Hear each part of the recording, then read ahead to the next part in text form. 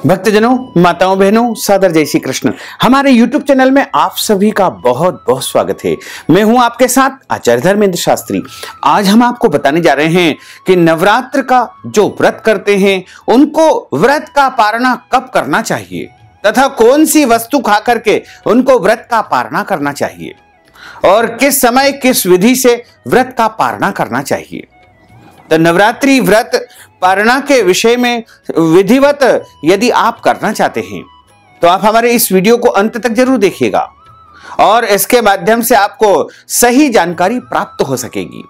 तो सबसे पहले आपको और आपके पूरे परिवार को शारदीय नवरात्र की बहुत बहुत शुभकामनाएं तथा दुर्गा अष्टमी की, महानवमी की, विजयादशमी की आपके और आपके पूरे परिवार को बहुत बहुत शुभकामनाएं और बधाइयां। प्रभु से हम प्रार्थना करते हैं, माता रानी से प्रार्थना करते हैं कि आप सभी सुखी रहें, स्वस्थ रहें, व्यस्त रहें और मस्त रहें, निरंतर उन्नति तथा प्रगति को प्राप्त करते रहें। शारदीय नवरात्रि जो कि वर्तमान समय में चल रही है और शारदीय नवरात्रि की जो अष्टमी तिथि होती है, नवमी तिथि होती है, वो सबसे खास मानी जाती है। वैसे तो कई परिवारों में सप्तमी तिथि का भी बहुत अधिक महत्व माना गया है।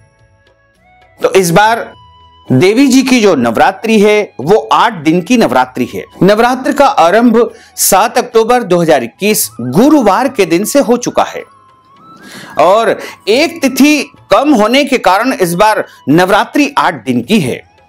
इसी कारण से जो सप्तमी तिथि है वो 12 अक्टूबर 2021 मंगलवार के दिन है।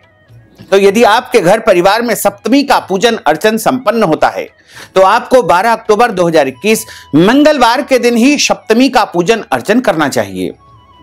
और यदि आपके घर परिवार में अष्टमी के दिन यानी दुर्गा अष्टमी, महाअष्टमी का पूजन किया जाता है या फिर अपनी कुल देवी का पूजन अर्चन किया जाता है तो आपको कुल देवी का पूजन अर्चन 13 अक्टूबर 2021 बुधवार के दिन ही करना चाहिए।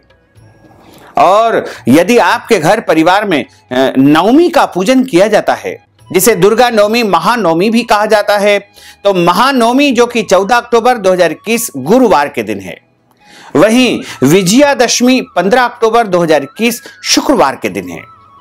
तो आप यदि व्रत का पारणा सही समय पर सही विधि से करना चाहते हैं तो यदि आपके घर परिवार में अष्टमी का कुल देवी का पूजन किया जाता है, क्योंकि जिन घरों में कुल देवी पूजन की परंपरा है वहां पर कुल देवी के लिए विशेष भोग लगाया जाता है, विशेष नैवेद्यम तैयार किया जाता है और सभी परिवार के लोग ही इस पूजा में सम्मिलित होते हैं। बाहरी व्यक्ति को इस पूजा में प्रवेश नहीं दिया जाता है। वहीं पूरी शुद्धता तथा पवित्रता के साथ में कुल देवी का भोग तैयार किया जाता है और पूरा परिवार एक साथ पूजन अर्चन करता है तथा जो कुलदेवी को भोग लगाया जाता है वही प्रसाद पूरा परिवार उस दिन ग्रहण करता है। तो यदि आपके घर परिवार में कुलदेवी का यानी अष्टमी का, महाअष्टमी का विशेष पूजन अर्चन किया जाता है तो आपको व्रत का पारणा 13 अक्टूबर 2021 बुधवार के दिन ही करना चाहिए, क्योंकि यदि आप कुल देवी का प्रसाद ग्रहण नहीं करेंगे तो आपको उसका जो है पाप भी लगेगा। यानी कुल देवी को जो प्रसाद चढ़ाया जाता है उसको भी हमको ग्रहण करना अनिवार्य होता है, क्योंकि आप 9 दिनों तक निरंतर नवरात्र का व्रत कर रहे हैं और व्रत का पारणा भी होना है। ऐसी परिस्थिति में आप देवी का प्रसाद ग्रहण करके भी व्रत का पारणा कर सकते हैं, इसमें कोई दोष नहीं है। पारणा हमेशा शुद्ध और सात्विक वस्तुओं से करना चाहिए। हालांकि वैसे तो माता रानी को जो भोग लगाया जाता है, कुल देवी के लिए जो भोग तैयार किया जाता है, उसमें लहसुन, प्याज, मांस, मदिरा इत्यादि का उपयोग बिल्कुल नहीं किया जाता है। इसलिए पारणा के लिए आप माता रानी को लगाए जाने वाले भोग प्रसाद का ही उपयोग करें।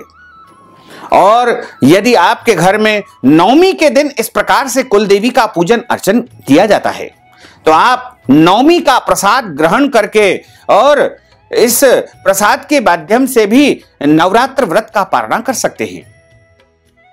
यदि आपके घर में इस प्रकार की कोई व्यवस्था नहीं है, कोई परंपरा नहीं है और आप केवल नवरात्रि का व्रत कर रहे हैं पूरे नियम के साथ में आपने नवरात्र व्रत आरंभ किया है, माता रानी की आप पूजन अर्चन कर रहे हैं, कलश की आपने स्थापना की है, प्रतिदिन आप पूरी श्रद्धा भक्ति के साथ में माता रानी का व्रत रख करके पूजन अर्चन कर रहे हैं, तो आपको निरंतर 8 दिनों तक पूजन अर्चन करना चाहिए। उसके बाद नवमी के दिन आपको सबसे पहले हवन कार्य आरंभ करना चाहिए, क्योंकि हवन के माध्यम से ही आप माता रानी को भोग लगा सकते हैं। जब हम हवन में आहुति प्रदान करते हैं तो उस आहुति को माता रानी ग्रहण करती है और माता रानी को तृप्ति प्राप्त होती है।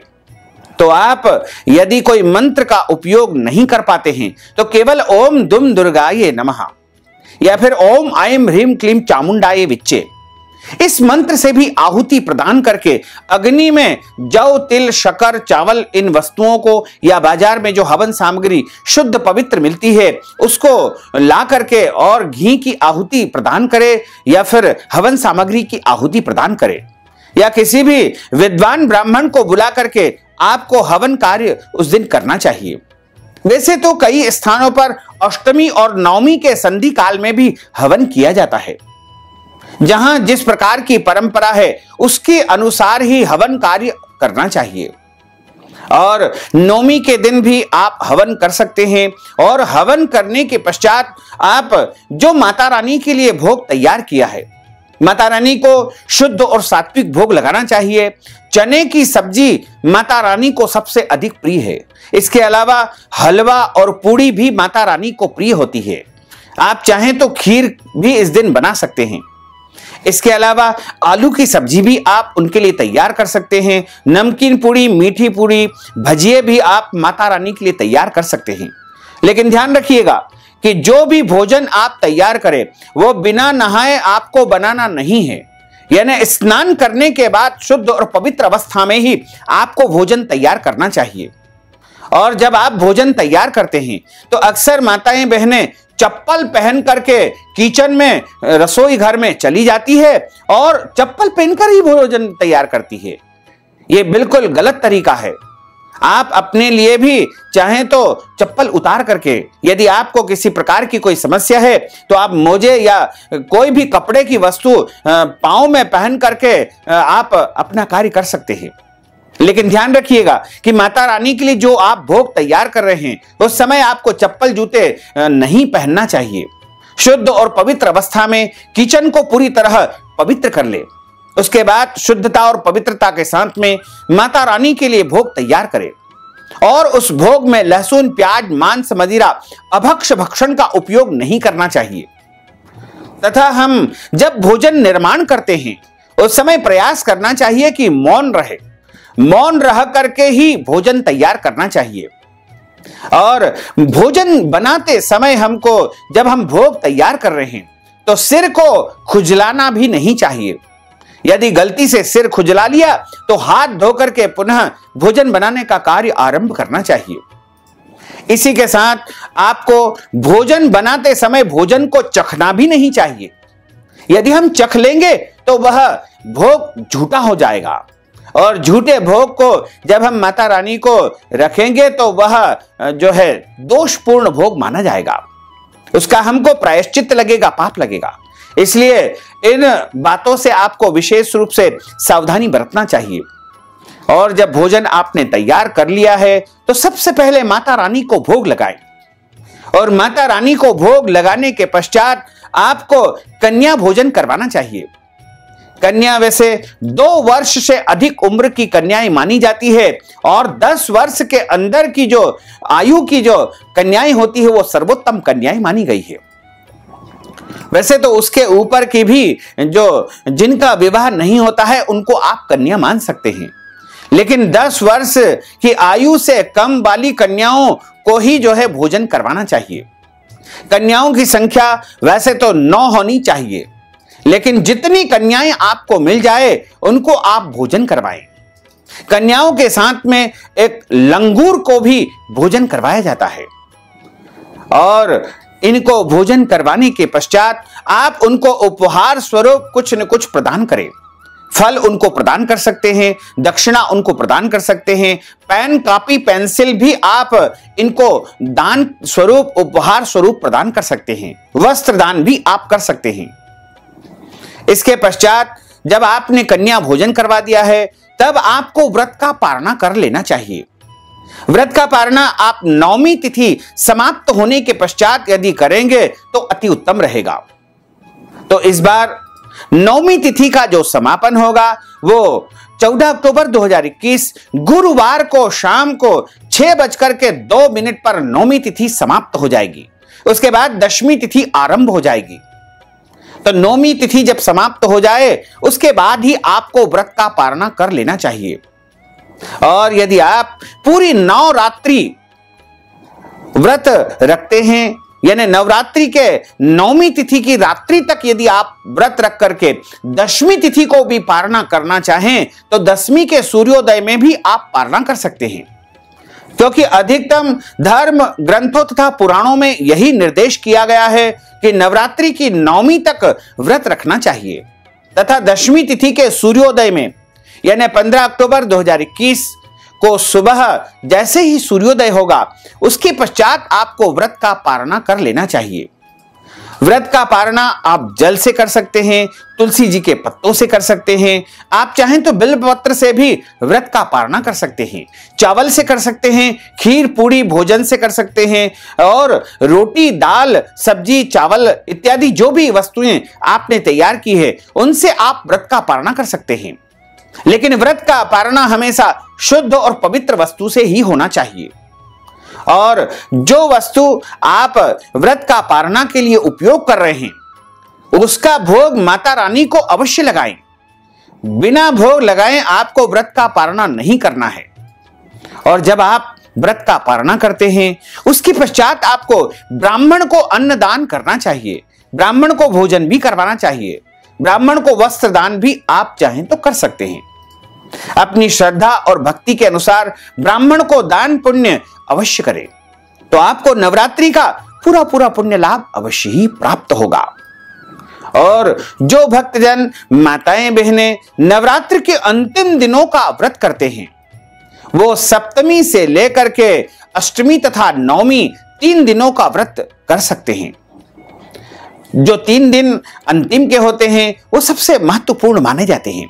सप्तमी से लेकर के नवमी तक यानी 12 अक्टूबर से लेकर के 13 अक्टूबर तथा 14 अक्टूबर तीनों ही दिन सिद्धिदायक माने गए हैं। इन तीनों दिन व्रत रखकर आप नवरात्रि का पुण्य फल प्राप्त कर सकते हैं। और यदि आप चाहें तो अष्टमी और नवमी का भी व्रत रख करके नवरात्र का पुण्य फल प्राप्त कर सकते हैं। इसके अलावा यदि आप पूरा व्रत नहीं रख सकते हैं तो केवल और केवल आप नवमी का व्रत भी रख लेंगे तो आपको संपूर्ण नवरात्रि का पुण्य फल प्राप्त हो सकेगा। तो नवरात्रि की जो नवमी होती है जिसे दुर्गा नवमी, महानवमी कहा जाता है, जो कि 14 अक्टूबर 2021 गुरुवार के दिन है। तो इस दिन भी आप व्रत रख करके और पूजन अर्चन करने के पश्चात, कन्या भोजन करवाने के पश्चात स्वयं व्रत का पारणा करके और नवरात्रि का पुण्य फल प्राप्त कर सकते हैं। तो भक्तजनों, माताओं, बहनों, अगर आप अपने माध्यम से कन्या भोजन करवाना चाहते हैं, यदि आप हमारे द्वारा कन्या भोजन का कार्य संपन्न करवाना चाहते हैं, भंडारे के रूप में आप कुछ धनराशि हमें प्रदान करना चाहते हैं, या फिर आप नवरात्रि के निमित्त ब्राह्मण भोजन करवाना चाहते हैं, ब्राह्मण को अन्नदान, दक्षिणा दान, वस्त्र दान, गौदान या कोई भी दान पुण्य यदि आप करना चाहते हैं तो नगद राशि हमारे पेटीएम के माध्यम से, गूगल पे के माध्यम से, फोन पे के माध्यम से या अकाउंट नंबर के माध्यम से भेज करके नवरात्र का संपूर्ण पुण्य फल प्राप्त कर सकते हैं।